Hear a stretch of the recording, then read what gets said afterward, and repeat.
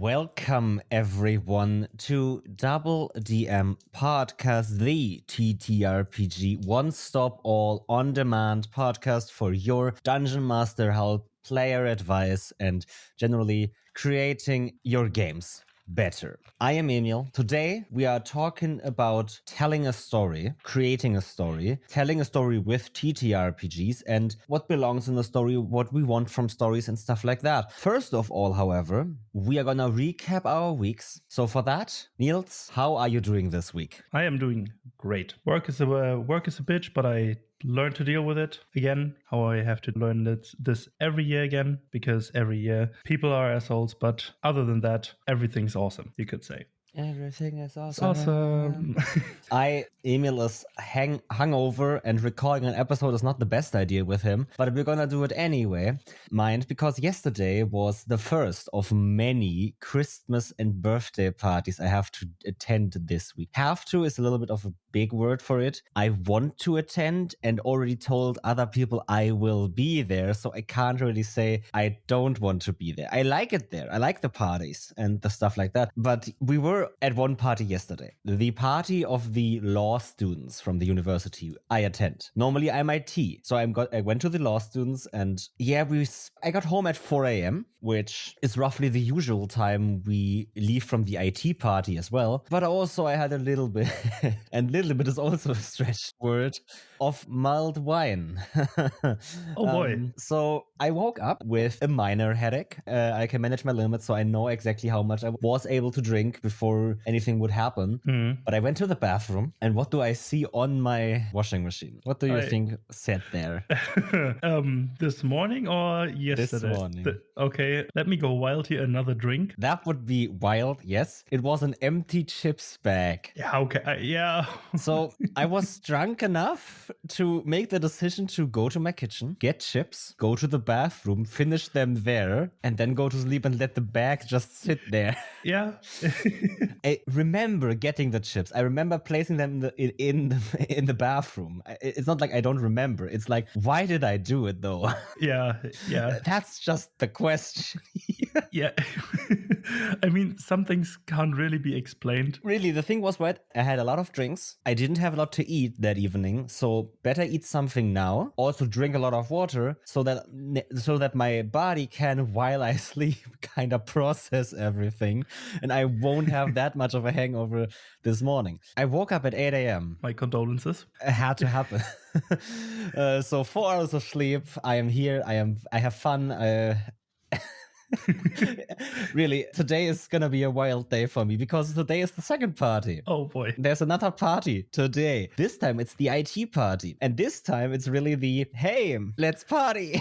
I've heard great things about the IT party. Yeah. I only heard great stories. And I already told, like, before that I have a TTRPG session, so it's TTRPG and instantly from there to the party. And amazing. I just can't wait. It's gonna be fun, I think. And then on Friday I have another birthday party to attend to. And then on Saturday I have another birthday party to attend to. And then on Sunday, redacted. Okay, yeah. Sounds like an awesome plan. Sounds like an awesome couple of days. But while we're on the topic, doing weird things when you had a little bit too much to drink, is I usually, when I get drunk, I get myself a glass of water next to my bed. So when I wake up, I can immediately drink a big cup of water. One time, my idiotic ass switched out the water with vodka. That was not a good idea, because I woke up hungover as hell and just chucked. One sip later, oh no. Why did I do it? I don't know. It's one of these habits that I think I just have an advantage over you in this instance, because I never go to sleep without a full liter of water next to my bed. Every night I need it there, even though I don't drink it at all at nights, just in the case, right? And that is the advantage I have, I think, because my muscle memory is already okay. Make the liter of water and place it there. It just doesn't work any other way. So even though I was hungover and my brain is big enough to do it, but the thing is, right, you're not supposed to drink the water afterwards. You're supposed to drink it before sleep. Yeah, the fun thing is, I did drink like a full liter or 1.5, one of these big plastic bottles completely before I went to sleep. But then I thought, hey, I want to be smart and put some water next to my bed for tomorrow morning. Didn't turn out too great. The day was, let's say, different. Let's say different. Oh, I love that. Yeah. Okay, so after like 5-6 minutes of talk about drinking, this reminder goes out to everyone. Please drink responsibly. If you're gonna really drink a lot, have a friend with you and just be responsible, right? Don't hurt yourself. Know where your limits are and take it easy. If you drink water, stuff like that, please do it. So, okay. One tip I can give there real quick, count the number of drinks you have on the evening and drink 100 milliliters of water for every drink you had. That should calm down the headaches or the hangoverness in the morning. Yeah, but okay. We're a TTRPG podcast, not a party podcast. We are in Christmas time, but we're not on a party podcast. So, did you have anything TTRPG related happen to you this week? Last week on Thursday, the first session of my tournament arc, you could say, or tournament sessions went down with the single combatant tournament. That turned out to be an interesting endeavor. My party made a new ally and a fellow artificer, and they together kind of worked on creating black powder because that hasn't existed in my world yet. But now it does. So we will see where all of this is going to lead in a couple of months in game time. And today, right after this recording, I have the second part of that tournament sessions. Nice. Where we now move on to group combat. Yeah. And I have some, I think, fun ideas for arenas built, some fun little things with moving parts of the arena, changing the environment and forcing them to think on their toes every turn to make it interesting. Nice. I like it. I would love to hear more about tournament arcs, because tournaments are something that they have a lot of hot takes about in TTRPGs, because at the one point, I love them as a storytelling device for the stories. You have rivals, you have the ability to gain fame, you have underdog stories, you have all these cool stories in tournament arcs, right? If you look at anime or any other movie series, whatever, right? In media, tournaments are very cool because they allow you to introduce a lot of different cast members in cool ways. You have underdog stories, you have rival stories, going above your limits, stuff like that. It's all very fun. But at the same time, in TTRPGs, they can be a lot of hindrance because of the engaging nature of TTRPGs, when tournaments often also mean that some part of the table is not engaging. Yeah. Or they are engaging in the most basic form these games have, dice rolls. And that is something you really need to balance. But I would love to hear about it more, because I love them as well in my TTRPGs, even though I've stopped doing them so often, you could say. Yeah, but I will definitely tell you more about those once it has concluded. For me, I had a session on Sunday, which was a very fun session because it was one of my Phantoms of Chaos sessions, and my players were just on the heels of this master thief that has stolen an object from a temple, from the goddess of emotion. With that, you can control someone if they sleep with that stone under their pillow or under their mattress for 7 days, and then they lose their free will. Okay. It's a very dangerous item, and the church has it under lock and key. They don't tell anyone about it because it's a bad item. Everyone agrees on that. Yeah. Losing your free will is one of the worst things that can happen with magic, period. My players were tasked with getting this dude. And he is this escape artist. He's cocky. He invited the players to a mask ball where he's going to be attending, and they have to find him. Now they found him, more or less. The session was 5 or 6 hours of a chase, or of a cat and mouse game, because he had all these different escape plans. He had a lot of different plans, and I didn't just decide what would happen at random or fuck over my players. He had his plan, and he executed that plan. The players just had to find out that plan. For that, they had to fall through to 2 or 3 red herrings. For example, one of his goons went to the library, where there would be an underground access to the sewer system. So the players went there. That just was one dude, right? He made panic. For example, he made panic ensue in the ballroom through a command. But there was one person in the ballroom that didn't really adhere to the panic. They were calm and then went to the library. My players, obviously noticing that this is an odd occurrence, went after that person. the odd one out. But obviously, the escape artist wouldn't be the odd one out. That would be just not smart. It would be really dumb to put yourself out in the open like that and stuff like that. And then they got him, and they caught him, and they got the guard. He already was outside the city. He made it outside the city they were in. Damn. Okay. And my players really got him at the last minute. And they went to get the guard, or one of them went to get the guard. And then were two players with the one in his carriage. And then he started talking to them. You can let me free.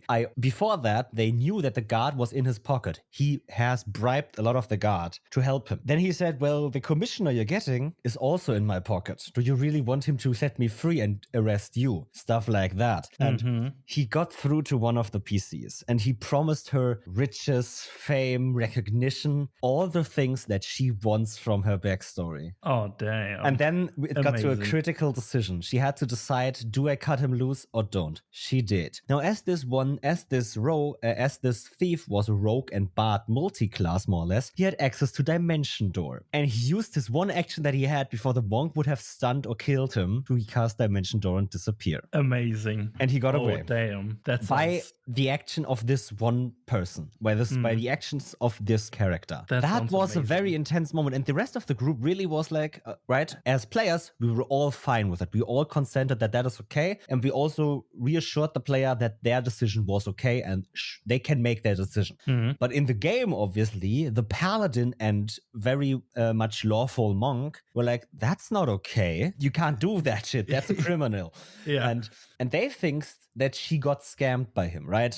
Why would he do it? He just disappears and he will never appear again. Yeah, and that's basically where we left it. And that's a very tense one. It was one of the most intense sessions I ever ran, and it was a really great session because this decision was something that I kinda expected, but also obviously didn't expect that she would actually make the decision, right? I expected her to think about it, but I didn't expect her to do it. Amazing. And that sounds like a lot of fun. It was way too much fun, actually.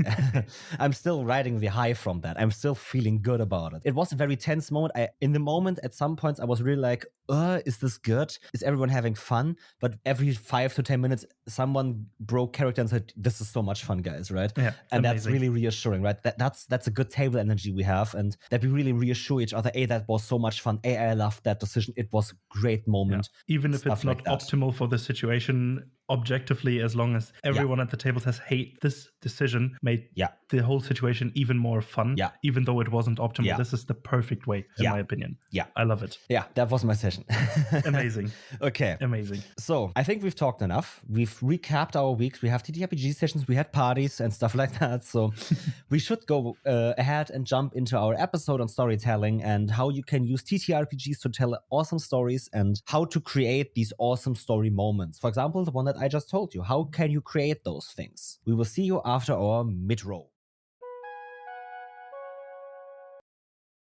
Hey, dear listener, we arrived at this episode's mid-roll. I don't want to keep you too long in this break from the usual program, but podcasting overlords demand that I ask you to rate and review our show to help us expand our reach and get new listeners. But also with more reviews and ratings comes the benefit of us getting a better feel for what you like and dislike about the show, allowing us to improve our show to the next level just for you guys. And hey, if you really like the show, then recommend us to your friends so we can share our content with them and help them with whatever dungeon master dilemma or player problems they are having right now. I know you hear this all of the time, but really doing so helps shows like ours and any other podcaster, especially indie podcasters, out immensely in creating the best content possible. So again, rate, review, tell a friend or whatever works for you. If you are feeling super generous today, you can check out our Ko-Fi and donate a few bucks towards upgrading the show with new microphones, editing software, and studio surroundings. No pressure at all though, this is just if you feel like you want to help out. Lastly, I also want to tell you guys about our social media channels and that you can follow us on especially Twitter or Instagram to stay up to date with the show and get a whole slew of other content like memes, tips, and general shitposts about TTRPGs and the TTRPG industry or community. Thank you guys so much for your constant constant support of our show, and we hope we can continue creating amazing content for you guys well into the future. Oh, one last thing. If you have a TTRPG product you want to advertise on our show, contact us about affordable ad space on DoubleDM episodes, and we also have promo swap spaces available for other podcasters and shows. And with that,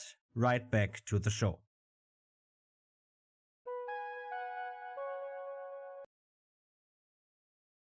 Okay, Niels, I have a very hard question for you. Oh no. And it's gonna be for this episode. People know what the topic is, and you know as well. And I don't want you to answer in any way or form we would normally do, because that would obviously be too easy. Okay. I want you to give me what makes a good story for you. Okay, that is a hard question. I said it would be.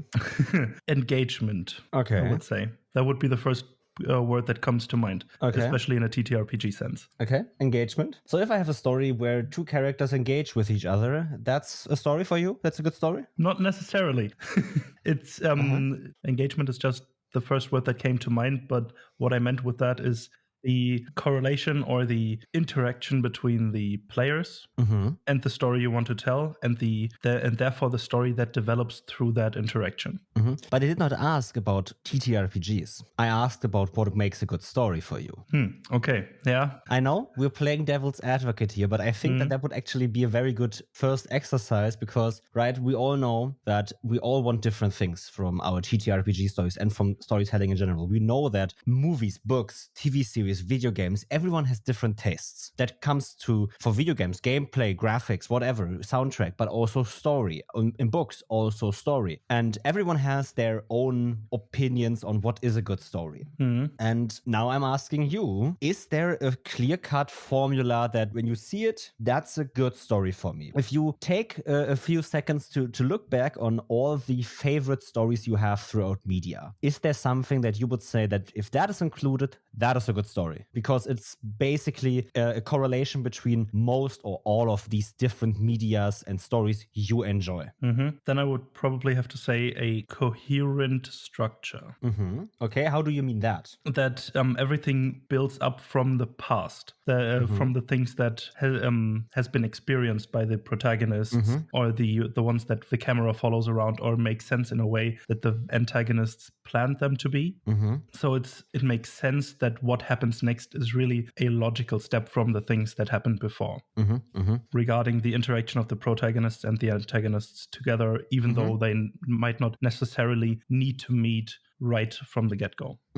Okay, that's interesting. Coherent structure is something that I definitely like, but when I look back at some of my favorite stories, or especially type of story that I like told or like experiencing, which is very convoluted and defying, I would just say it defies laws of physics, basically. For example, Dark, the Netflix series, is about time travel. We all know time travel doesn't exist in the way that it's depicted every time, because time travel itself isn't real. At least we don't know. Yeah. There's no physical possible proof for it. So it doesn't exist. But yet still Dark does it. And through time travel, obviously you will clash with a coherent structure because you have something that is physically just impossible and use it to explain other things in the story. Therefore, those other things are physically impossible. And therefore, you don't necessarily have a coherent structure, right? Well, kind of still. Because just because something is depicted convoluted, the story itself might have a structure why they are doing things to it. It might not be as apparent as in other forms of storytelling, but there is still a reason why they want to go back in time or want to visit the future. And this is what I mean with a coherent structure behind it. Not necessarily in a laws of physics way, but in a storytelling way where you have a starting point and then a reason to go to the next node of storytelling. And from there, you have another reason to go to the third node and so on and so forth.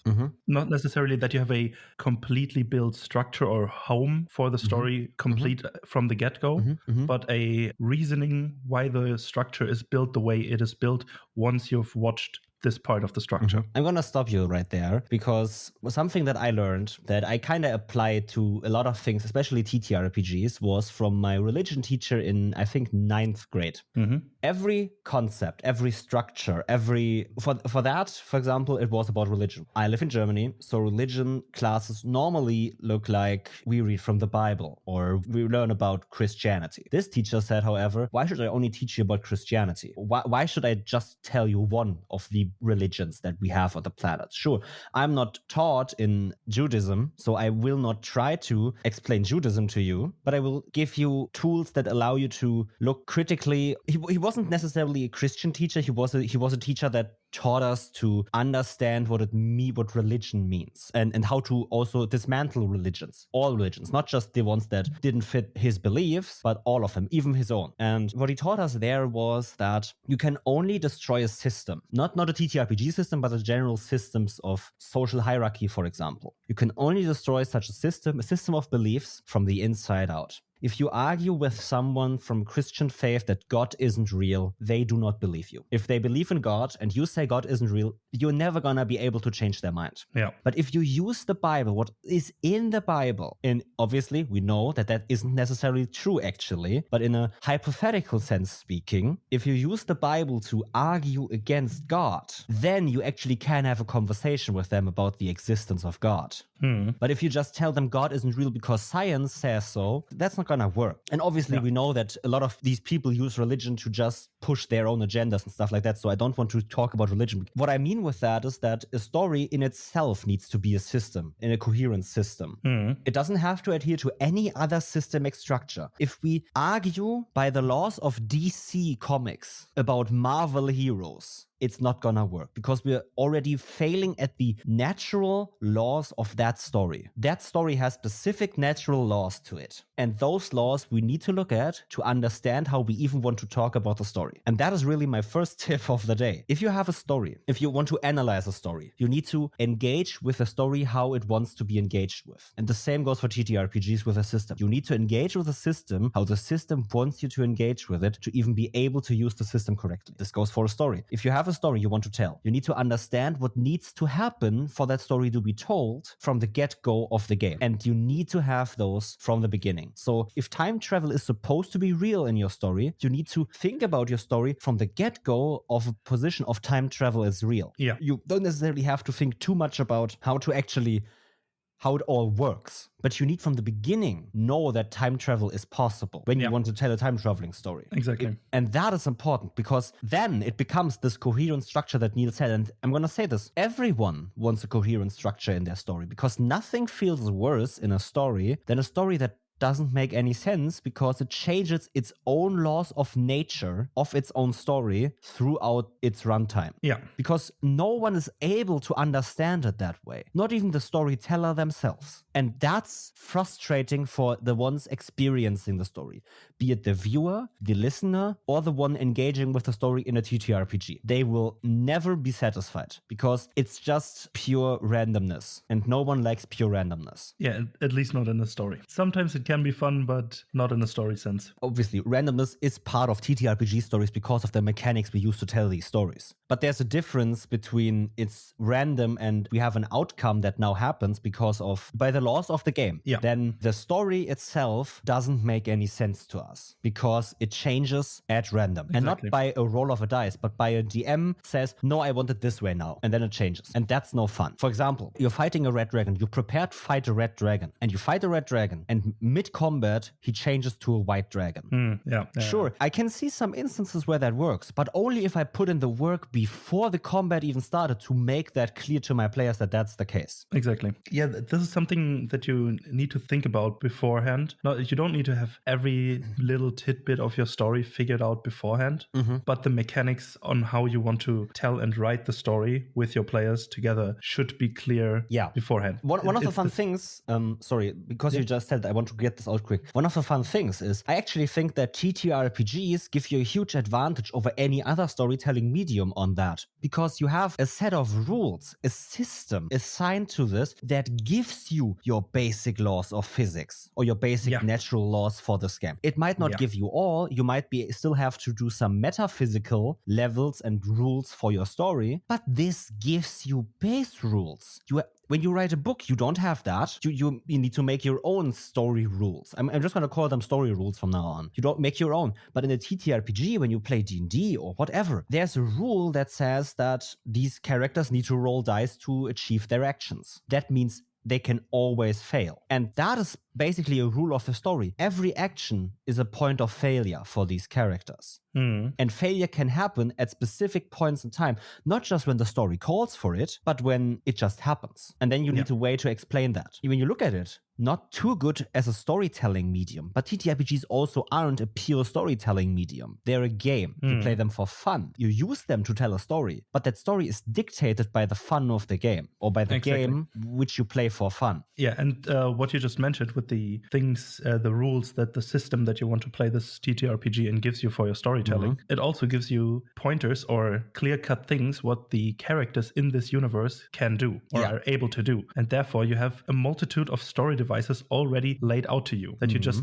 can pick and choose from what fits the story best. Yeah. You have people that can teleport around. You don't have to make that up and make it coherent in that sense yourself because it already is inside the system. Yeah. And for example, now D&D, every class ability is theoretically open for someone in the world as well. It's not a unique thing for player characters when you see it in a world building and storytelling way. But even in that sense, you can make it a specific player ability only. You can, because that is something the system leaves open to you. Exactly. You're able to say only the PCs have access to these high level spells because higher than that level, no one gets in this world. Then that's your story rule. That's for your story. At a specific point in time, your players are just going to be the most powerful thing on the planet. Yeah. And if that's where your story is supposed to go, then you define that in the beginning. Then you can't just make the bartender a level 15 adventurer rogue that can one-shot everyone of the party. You can't do that anymore. But that's okay, because that's what you defined for your story. That's what you wanted. And when you get that, you have a great time with it, in my opinion. Yeah. And these story rules, you can, when you analyze any story anywhere, you find them. You can find them everywhere. And they can manifest in all different ways. Character archetypes, tropes, or metaphysical storytelling devices, right? The MacGuffin is one of the most normal things that people talk about when it comes to storytelling. Having a MacGuffin in a story or something like that and what that entails and stuff like that. But that's a storytelling rule. You now have a MacGuffin. What does that mean? You have an element that is so important to the story that is where it isn't necessarily important what it is in the beginning. You just know it's important. Yeah. And now you figure out why it is important. Yeah, just the rules that you set for yourself when you create the story dictate a way or implicate a way to tell the story itself. Yeah. Because once you have set rules, you have to abide to them to make it a coherent story, to make it a coherent structure that you define for yourself. Yeah. And no one wants a complete mess of a story. That's just weird to follow. Yeah, right. Not even possible to follow it sometimes. But when you have these rules and abide to them, or you have to abide to them to make it a good, coherent story that someone can follow. However the contents of the story may be, that's completely up to everyone's personal taste. But the structure itself should still be coherent and technically followable. We kind of talked about these very metaphysical things that are very high level and not necessarily that tangible to people. But trust me when I say this, people, if you're overwhelmed with what we just said, don't be, because the only thing that really boils down to what we just said was don't overdo it. Yeah. Try to stay coherent. Try to adhere to a structure. Don't try to do everything at once. Try to be simple about the things you do and choose 1, 2, 3 things you want to do with your story and do that. Tell your epic hero fantasy game. Your players are powerful. That's a story rule. These players are powerful. They're supposed to be heroes. They're supposed to be stronger than the normal human person or the normal person in this world. That's a story rule. And then just think about what that entails for your story rule. They have to fight epic monsters. They have to save the day and stuff like that. And that's really easy to do because most of us do that when we play D&D. But okay, I want to go to a different thing. And that is something that we talked about a few times. We talked about it in the campaign starting episode we had a few episodes back. That is themes.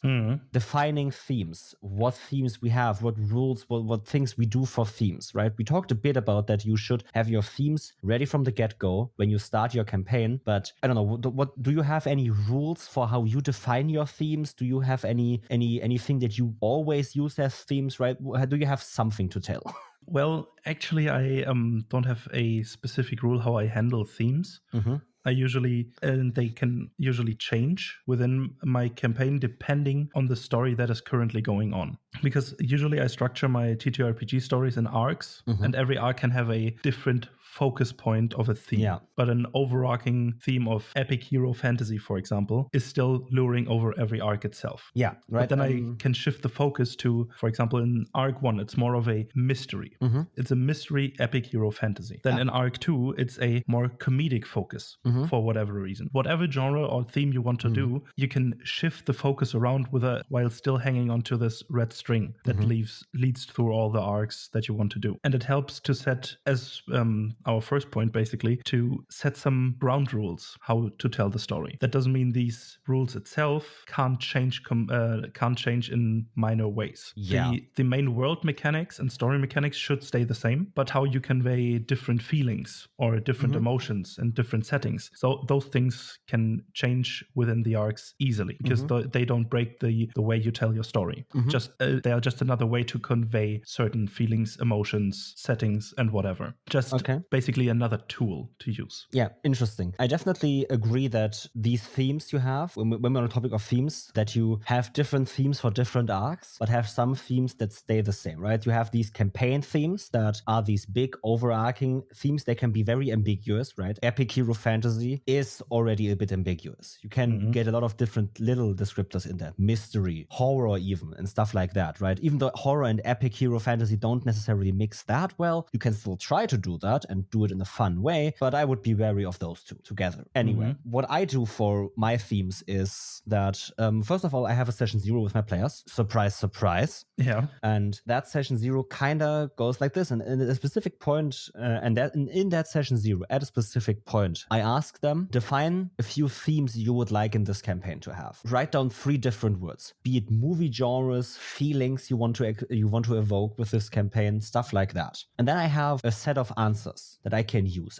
and I can formulate my own themes from those. For example, I had some people in a recent campaign write down a lot of action. They want a lot of movie action. And that means that for that campaign, the theme is a lot of action. Not danger or combat, but action. So there will be a lot of fast-paced action, probably.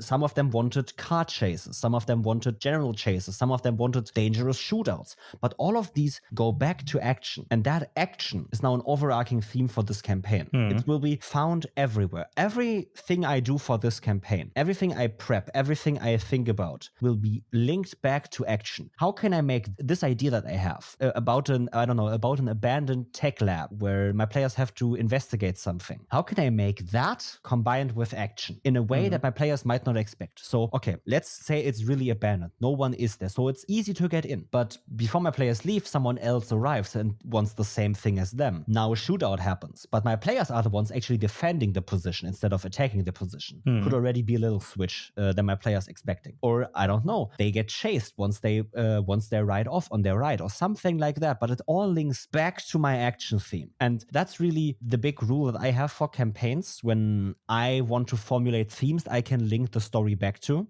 I ask the players, all of them, to individually say what they want, and then I try to formulate everything into one big pot of basically a base value of, okay, these themes will be there all the time. And especially if I have longer campaigns, I also have story arcs, and then for each story arc I do the same but on a smaller scale. So for example, in my Phantoms of Chaos game, the first arc was a lot of mystery and history. That's kind of what we called it, mystery history. And the second arc will be less history and mystery and more political drama. But both of them featured and will feature these epic heroes saving the world in a way no one expects. Because that's what we defined at the beginning. We want our heroes to be heroes, but we don't want them to save the world by killing the biggest threat out there. They want to, it's not about the saving the world part, it's in a very distinct way. They're not just fighting a villain on top of the big tower and everyone cheers on them in the end.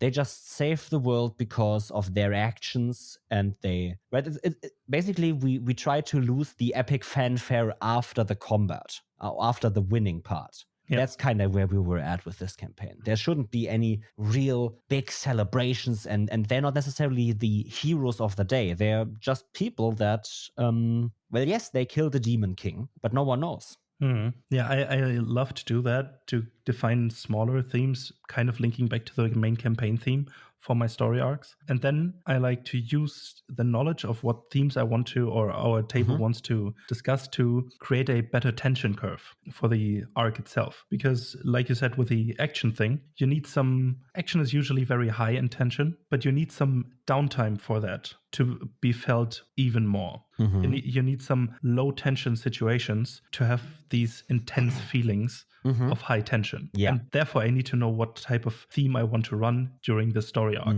or during this campaign, or whatever you want to call it. Because then I can change the way I tell the story, or our table tells the story, perfectly fit these themes within a tension curve to make it more engaging for everyone at the table, and more interesting, more enticing for everyone. Because you need some low points to really experience the high points of the tension. I feel this is really something we always come back to. Yeah. We talked about it with Sergio from Mayday Roleplay when it comes to horror, that for horror to even work, you need points where there is no horror. If you always escalate, it's never gonna feel great. You need to have points where everything calms down, where the players get some rest, where the players actually can recuperate and get new items or stuff like that, or whatever, right? But only if you let them have their downtime moments, or their moments of calmness, the moments of tension will even work. But we also talked about something along those lines with Hamilton from Dragon and DM's Book Club, because we talked with him about ending a story in our episode with him a long time ago. But what we talked about with him as well was that every story needs balance. Yeah. You can't just have one thing. If you only have one thing, it's never going to be able to be appreciated, really. You need the other thing that balances it out. For tension, that is low tension. Right? Yeah. High tension, low tension. A high horror, low horror, or something, right? You need a balance, because only when you have that balance, players are going to feel when the scale tips in one direction. Yeah. And you need that. For example, when you have a lot of combats in your game, and your players suddenly have a political drama on their hands, where they don't have to fight, or won't be able to fight for quite some time, the next combat they have is probably going to feel a little more significant, because they finally have a combat again. Because also, all the story you accumulated in that political drama will kind of go off in that combat. It accumulates in that combat. And that's then great. Yeah. But you only feel that if you have a balance, or necessarily have something that counterbalances. You don't even need to have a balance. You need to have counterweight. You can only appreciate the thing you want when you don't have it, right? That's one of these basic things that as humans, right, that everyone kind of realizes as humans, you appreciate the things that you don't have. Yeah. Because the things that you have no desire to want them, because you already have them. And the same kind of goes for TTRPGs. It sounds like we're kind of here mind manipulating players or something, but really it's just, if you have your players not fight for a few sessions and then have them fight, they're gonna revel in that combat because they enjoy it. And the same goes for when you have a dungeon run with your players where it's a lot of combats and a lot of traps and a lot of danger and stuff like that, and then they get back to town and finally get to spend the money and riches they accumulated in that dungeon, but also finally get to rest in a bed again and finally not worry about their life around every corner in this dungeon. They're also going to appreciate that. Oh yeah. And that balance should always be there. So if you have something that you want in your combat, think about what the counterbalance to that is, and use that counterbalance before you want the thing that you actually want in your games to even get greater impact from that thing. Yeah. So you want, I don't know, your big fight with a red dragon or something. And then what is the counterweight to a fight with a red dragon? I don't know. That depends entirely on your game and how you run that and how you want to run that. Is it a long dungeon through an endless cave system to get to that dragon? Maybe have, I don't know, a murder mystery before that kind of leads to this dragon in some way or another, right? But when you offset that with some kind of counter counterbalance, it's gonna have a lot more impact because it's just something different all of a sudden. It's changing something. It's kind of a little bit surprising your players that this thing is now happening, but it's not blindsiding them because it led up to that point. But it's different. And the fact that it's different makes it more exciting in your story because it was not necessarily fully expected. And you want exactly that for most of your stories. You want to surprise and engage the viewer, reader, listener, or player. It's kind of a bit like a crossbow or a bow, you could say. When you want the story to drive forward in a specific direction, you have to kind of pull back and go with the countermeasure or counterweight that you just mentioned to then drive it even further in the direction that everyone wants to be. Yeah. You have to have some acceleration phase, basically. Yeah. It needs some build-up for it to be really, really felt. You really need that build-up.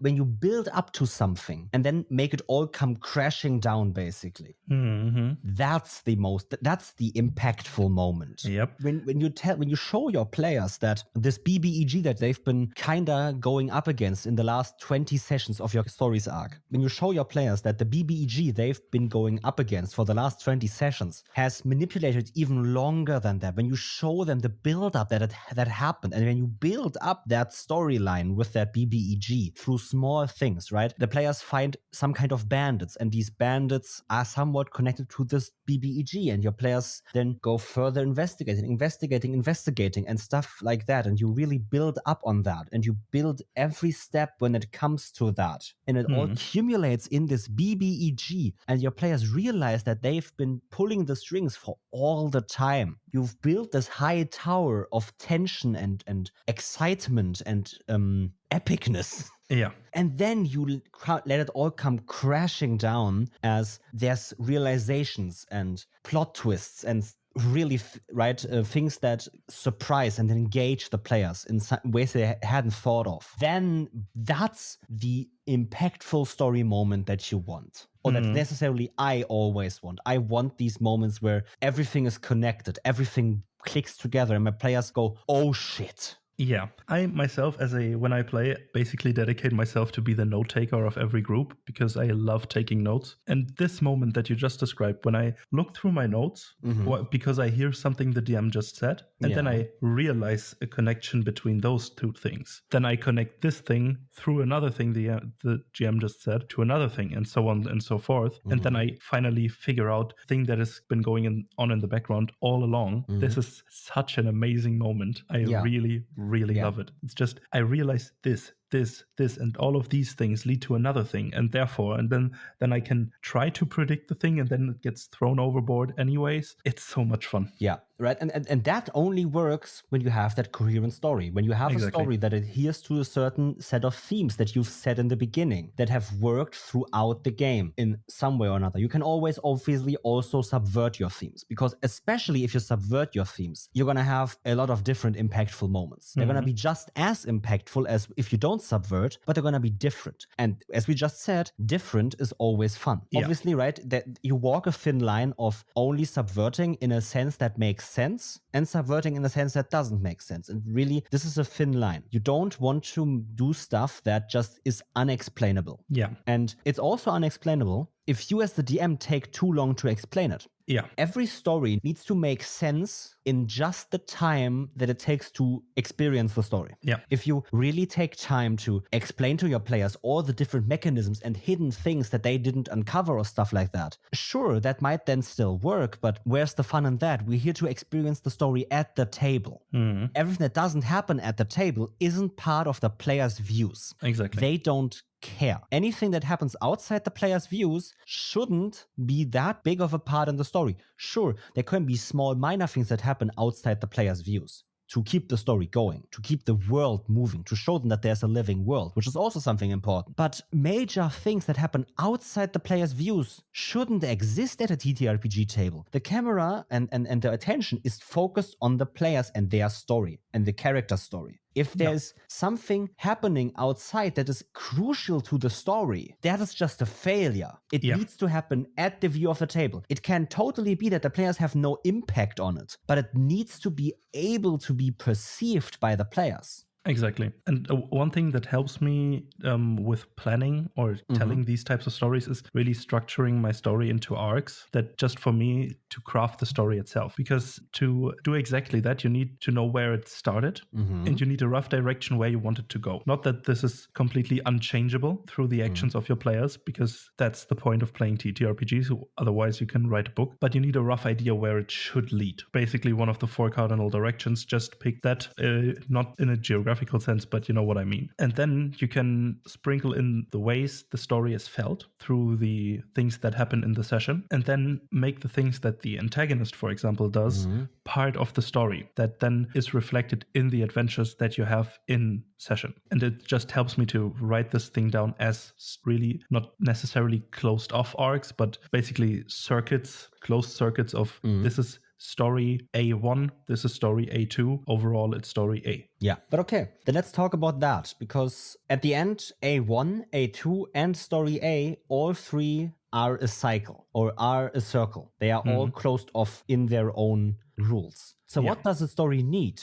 What are the building blocks of every story that you need to have? Well, obviously the first 2 big things would be a start point and an end. Okay. Because a story should start somewhere or needs to start somewhere. Otherwise, it doesn't exist, yeah? Exactly. And the story needs to end in some way. Sure, yeah. Otherwise, it feels just empty. You can have an open-ish end to a story, but it's still a closing of the story itself. The thing is, you just said it, it's an open end. There's still an ending to the story. Things have been closed off. While there might still be questions that lead, there's still an ending here to this story. And that are the 2 main building blocks that you need to have for a story to even be existent. Because otherwise, you just have something. You have a path, you have a story, you have a question. But you have a path, you have a question or something. But a story needs to start somewhere and it needs to end somewhere. And yeah, those 2 building blocks are important. But are there more? There's,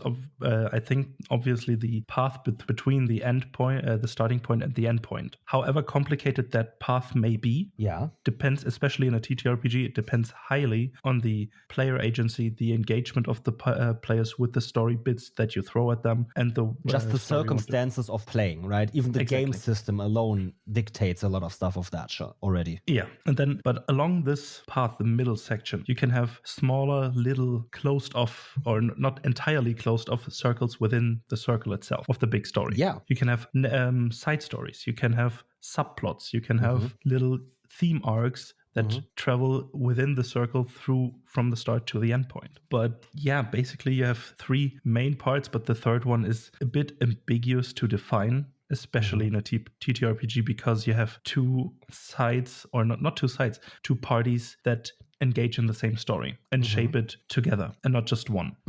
So the amount of convolutedness or complexity of the middle part of the story changes heavily on because of the interaction between the GM and the players. I'm going to say this, right? We said start point, end point, and the way from A to B, basically. That's what you need for a story. But I'm gonna say something that's actually just what you need for a plot. It's pedantic, I know, but that's what you need for a plot. Yeah, I can see that. You need an exposition, you need an ending, a resolution. And if you have that, an exposition and a resolution, you kind of need a climax. Yeah. And that is what you need for a plot, in my opinion. And we need these 3 things 100%. You need somewhere to start, an exposition, something that sets us off in the story. You need to have a climax, something where everything breaks. The story is, this is the high point. And if you have a high point, you obviously also have low points, obviously. But I'm not going to talk about that. And then you need a resolution in some way, shape, or form, right? It can be an open end of the players or the characters go into the sunset on their next adventure. That's an open end.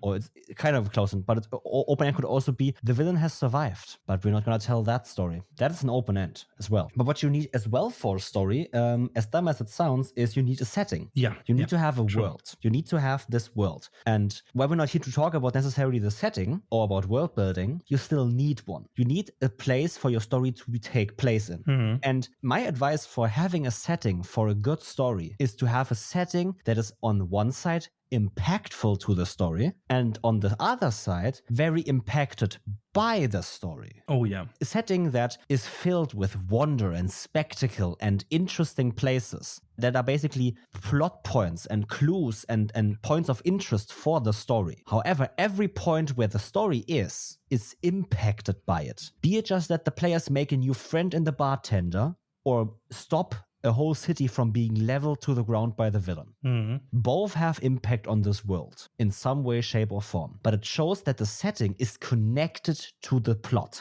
And if you have that connection, that creates a better story. Period. If you have the setting of your world that the plot is taking place in connected to how the plot works, it is gonna make for a better story. Trust me on this. Create settings that on the one side have a lot of spectacle and wonder in them that are interesting to explore for your players, but at the other hand, make them moldable places where the players can have an impact on the story. And you do that through, in my opinion, places that are very much at tipping points. When there are a lot of places that are at tipping points, for example, if a war is starting or not, right? There's currently a rebellion starting in this country, and when the players come in, where this whole area is in complete turmoil and complete in distress, and the players come in and can choose a side and do whatever they want and really impact the history and the ongoing story of that place. That is an impactful place, but it is also filled with spectacle because the players can go to different direction, meet different people, and see the world in different ways. Yeah. And you need that in your story. You need that in your world to create the best TTRPG story possible. Trust me on this. Yeah. And especially players having impact on the world through the story that you tell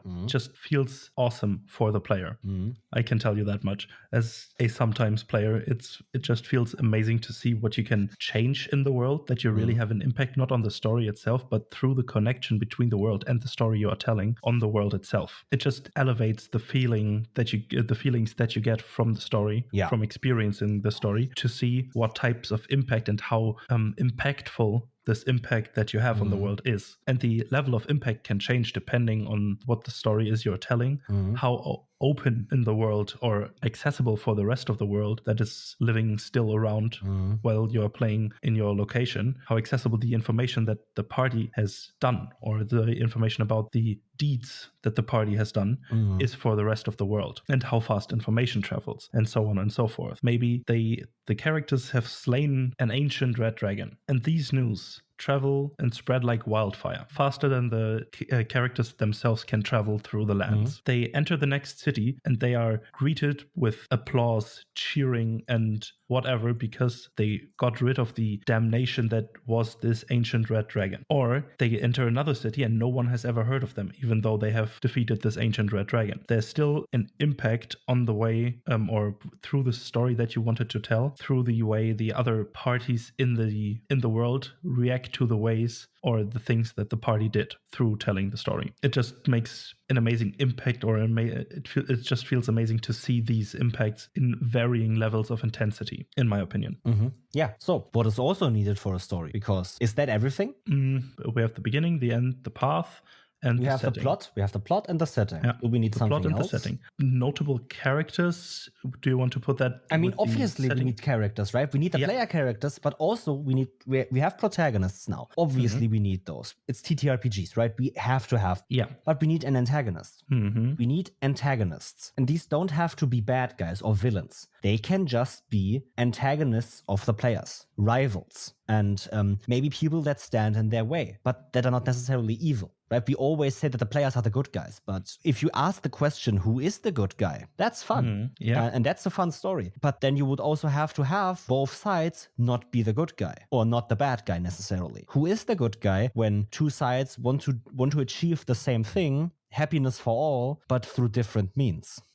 Which side is correct? You can't answer that question necessarily. And I think exactly that's where actually a more fun thing comes in. You need a question. In my opinion, for a good story to be told, you need a question posed by that story. It can be just as simple, will the heroes win? Or will the heroes best the villain? It can also be, who is the good guy? Or it can be anything else. But if you have a question, I think what comes with that is, when you have a question, you also have a message. You have something you want to convey. I don't know, no one is perfect. No one is entirely evil or stuff like that. Everyone is redeemable. Any of these messages, and all of them in that type of way, I just formed these, are great to be told in a story. And if you have that message you want to tell, it's one of these, it's a theme, it's a rule, it's something that you can from the beginning embed in your story. But with a question or one of these messages, you really have that storytelling. You really, it sounds weird, but you have this storytelling spirit with that. Your story isn't just for fun. It's to make people think. It's to get people talking. It's not just a fun story you tell someone. It's not just a story you tell your kid to get to sleep, or your story to get a laugh from your friends, or to get money from a movie. But it's also to ask a question, to maybe get people thinking and get people talking, to really empower others to think about stories, think about storytelling. And that's great. If your story isn't just something for entertainment, which no story really is, no story is pure for entertainment. Stories ask questions, stories tell messages. And you have that in your TTRPG stories as well. Sometimes they're very overt when you don't think about them, but you can also very much actively think about them. What do I want to say with the story? What do I want to convey to my players or an audience if I do an actual play? Because if you have that, it's gonna feel a lot more like a professional story. And even though we might not want professional at our kitchen table game mastering, it's still gonna feel like a great story when you ask a question with it that you do not need to spell out. But if your villain and all sub-villains and all things are not necessarily evil, they want to save the world, but the players are just opposing them because they are doing something that the players are against. You're kind of asking a question. Who is the good guy here? Yeah. And that's really one of the most asked questions in storytelling. You can obviously ask other questions or tell other messages, but you only need to think about what you want to say with your story and then say it with your story. And I think one other thing that basically comes from having characters and an antagonist is the conflict between those two sides. That is very needed between or in a story. Yeah. Because it doesn't have to be a violent conflict. It doesn't have to be a fight. It can be political. It can be talking. Whatever type of conflict you want to have. But there needs to be some friction between those two parties. Yeah. Otherwise, the story feels just flat and bland. Yeah. Because there is no stopping force from either side to achieving the goal they each want. They don't. They can be all. They could be just a party working together then, if they don't drive against each other. If there's no conflict, really, I'm asking why the story is told in the first place, because there's no excitement in that anymore. Exactly. And obviously in TTRPGs, you have conflict all the time, because every time you roll dice, it's to resolve conflict. If you don't have to roll dice, there is no conflict. The conflict can be man against nature or characters against nature. And then it's really just rolling an athletics check to climb that mountain. Yeah. That's on the baseline, the basic conflict that you have in your TTRPGs. TTRPGs have so many building blocks already in place for you to tell a great story, and you only need to set on top the few things that the most of these systems don't do if you want to tell stories. Because you have characters, you already have a point of view the story is told from the player's point of view, or for the player's point of view. You have conflict with the game, because every time you roll dice, most systems explicitly say this is to resolve conflict. So you have conflict. Because if you don't roll dice, that's the only way you don't have conflict. And not having conflict is good as well sometimes in your stories. But there needs to be some form of conflict. And obviously, just rolling one dice is the basic form of conflict. There can be bigger conflicts. A combat is a lot of rolling dice, but it all accumulates in one big conflict. So you have those things already set out to you. The thing you only need for a story to now really be told using TTRPGs are two things. A plot that you need to make up on your own, or buy an adventure module that tells the plot for you with an exposition, a climax, a resolution, and stuff like that, and a setting. Those are the only two things that you need to tell a good story using TTRPGs. And then obviously all the things we talked about in the beginning. Have themes. Align everything, because if you align those 5 things we just talked about, characters, plot, setting, conflict, and point of view, which we can kind of omit here because obviously we know how that works and it's the most ambiguous of the 5, but still, it's needed. When you have those 5 things and you have your themes and story rules and stuff like that you define in the beginning and combine those things together and adhere the setting to the themes, adhere the characters to the themes, adhere the conflict to the themes, or adhere the themes to the conflict you want to tell. Both ways work. You have a great story on you. And it's really easy because most of the steps are taken by the TTRPG for you already. And I think that's actually the reason why a lot of people use TTRPGs for storytelling, even though these games themselves are not necessarily only storytelling mediums. They are games that can be used to tell a story. You can also just play a game and don't care about a story. That's no problem for me. But you can also tell a great story with them because most of the building blocks are there for you and you only need to do the few things that are not being able to be made by the game for you. And they are very easy to do as long as you think about them with a careful and coherent intent at the beginning. And then ask a question, tell a message, invite your friends, and play a fun game. And experience, while playing a fun game, an amazing story. Yeah, and all of this can feel overwhelming at first, but be sure, don't overthink it. Most of the things you already do subconsciously when you create a story for TTRPGs, especially if you've written a couple of them already. But if you overwork the story, it can feel difficult to adjust things to the things the players do. So don't overthink it, don't overdo it, but keep in mind the things that you want to tell with the story and how you can do that. Yeah, but really, the advice, don't overthink it, is great here. Because at most things in TTRPGs, it's actually very easy. If you want to think about it a lot, you can. You don't have to, but I tell you that when you put in just that slight amount of more thought than usual, you're already gonna see amazing results. Yeah. Think about a few themes in the beginning. Think of the message you want to tell. And that is already enough, because if you have those things in mind for all things you do in your storytelling, it's gonna be chef's kiss. Yeah, I can't think of anything else to say or to add to that right now. So as per usual, you can find us on Twitter and Instagram at DoubleDMPod. We also have a website if you would like to check that out at www.doubledm.com. And also you can have a look at our Ko-Fi. And please, if you like the show, leave us a rating on your favorite podcast listening platform of your choice. It really helps the show out. It gets us out there. Tell your friends, tell your cat, tell your grandma, tell someone, everyone, if you like the show. It just gets us out there and get us known. And with that, thank you for listening. See you on the next one, and bye-bye. Bye-bye.